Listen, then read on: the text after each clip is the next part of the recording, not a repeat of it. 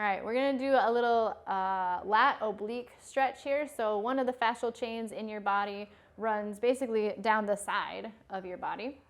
And so we're gonna show this seated, but this can also be done standing. And when it's done standing, you can make the stretch happen all the way from foot to head. So we'll show that demo here at the end. Explanation is pretty similar. Good, so to do this, you're gonna take your arm and reach it right up over your head. Good, this is the arm of the side she's stretching, right? Other hand in this seated version goes there to help support you so you don't end up tipping over, okay? So as she's stretching here, she's gonna reach those fingertips up, but at the same time sort of pulling down on the shoulder here, right? You don't want it to creep too far away, but you also want to create some length through here. So she's going to reach up with those fingers, energy coming up, and that energy keeps reaching and sort of almost pulling her over into a rainbow. At the same time, a hip on that same side stays plastered to the ground, table, chair, whatever it is you're sitting on. Notice right now her arm is reaching in front of her a little bit. So that's an okay place to be, but we want to work on opening up that through that shoulder, still keeping it down, right? So you could open up and, can you open up and let your shoulder come? Yeah, so she can make it come back a little bit further with her shoulder up, but if she drops that shoulder, the stretch is better, yes? Mm-hmm. Very good. Again, driving that hip down, reaching, good, taking a big breath in, and then on your exhale, letting yourself almost sort of sink into that a little bit, letting the ribs shoot over away from you, and trying to elongate that distance there. Good. You can also play with the twist of your T-spine a little bit, thinking of that T-spine as a little string of pearls or a dish rag that you're trying to wring out. Yes, hips still stay plastered down, but allowing that twist to come forward. And then also in the other direction, twist coming up and open. Good.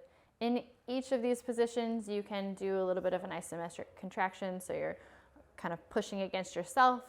Hold that for 3 to 5 seconds, take a breath, and then release that to open that stretch a little bit further. Do 3 to 4 sets of that. Let yourself relax, come out of it, shake out, and go again.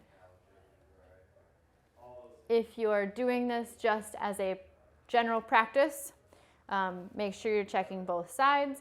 If we're working on one thing specifically, and you know that one side is tighter, we generally recommend a 2-to-1 ratio, right? So that right side is tighter, do the right side, do the left side, come back to the right side one more time. So we're ultimately creating better balance. All right, so here's the standing version of this lateral stretch. Same rules apply, but now we've got a little bit more gravity involved in here. So we need to make sure we're pulling tall through the crown of the head. We're closing those ribs, keeping a little baby bend in the knees, but just a baby bend so that they're not locked out.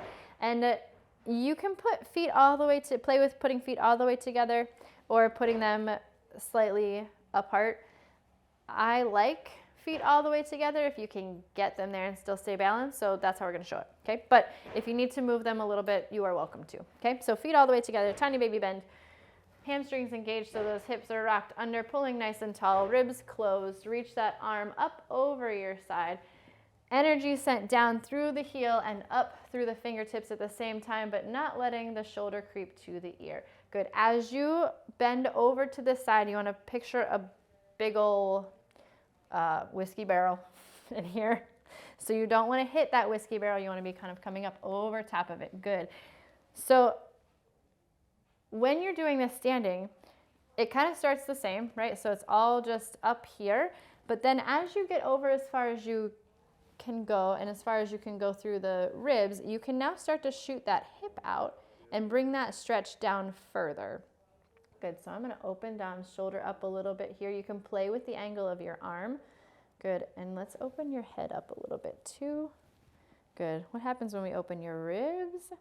Yes, doing okay? Keep breathing, keep breathing.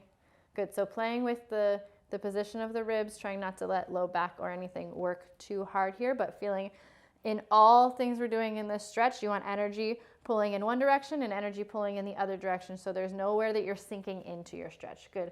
Holding that for 30 seconds to a minute and a half, and then very gently coming out of it. Very good. So if as you're doing any stretch, you start to notice that it intensifies some other symptom that you get, or like in her case, headaches, like that brought on a headache for her, and some awareness in her jaw, that means we probably need to be getting in your jaw. So if you're doing any of the stretches or anything we note along the way, and something pops up, that's not necessarily a bad thing. That's just a thing. It's a piece of information, and it's actually really important and something that you should bring to us on your next visit.